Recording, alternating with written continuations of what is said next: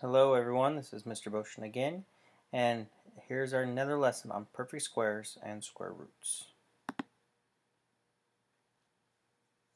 Hello mathematicians. Today you will learn how to determine if a number is a perfect square, and how to find the square root of perfect squares. Remember that a square is a special type of rectangle where all four sides are congruent. A number is a perfect square if you can take that many one-by-one unit squares and form them into a square. When a number is a perfect square, the side length of the square it forms is called its square root. This is the square root symbol. Another word for square root is radical. So this is also called the radical sign.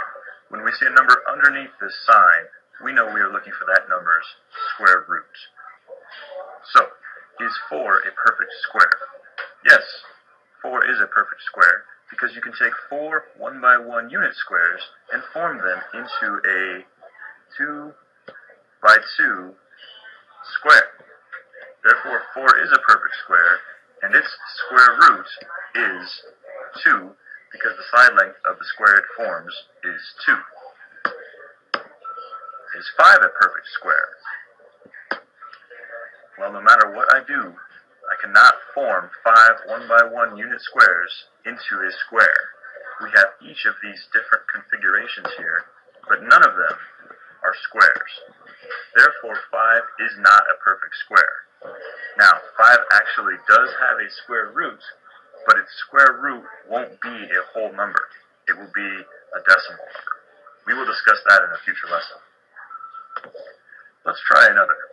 Is 6 a perfect square? No matter how hard I tried, I could not get 6 unit squares to form a square.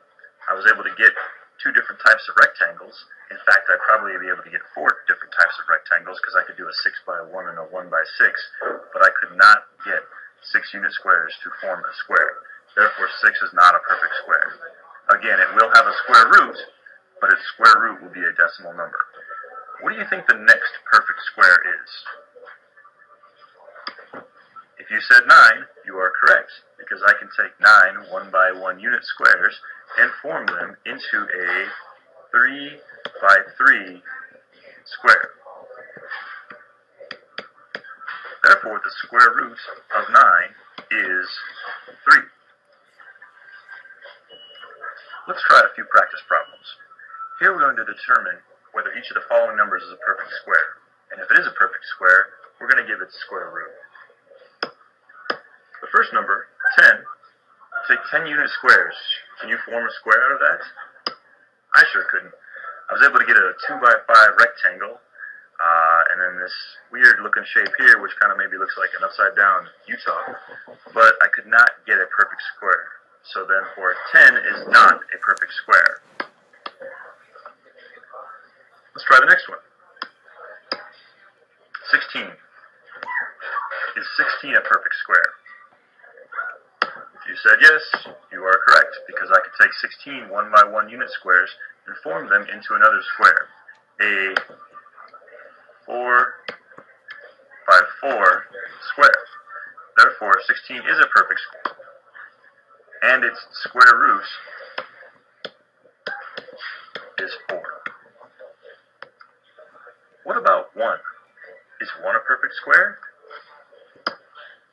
You bet it is, because I can take a unit square and form it into a square. In fact, it already is.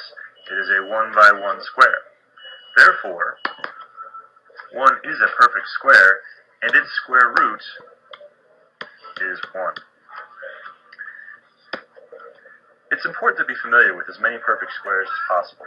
So here I show you how to create and find perfect squares. Start with the smallest square possible, a 1-by-1 square. It creates a square that is 1 square unit. So 1 is your first perfect square. Then increase the side length by 1 each time. A 2-by-2 square can create a square with 4 square units. Therefore, 4 is your next perfect square.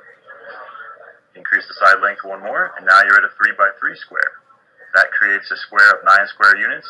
Therefore, 9 is your third perfect square. You can continue on like this forever, 4 by 4 would make 16 square units, therefore 16 is a perfect square. Then 25, continuing on like that. You've just learned how to determine if a number is a perfect square and how to find the square root of perfect squares.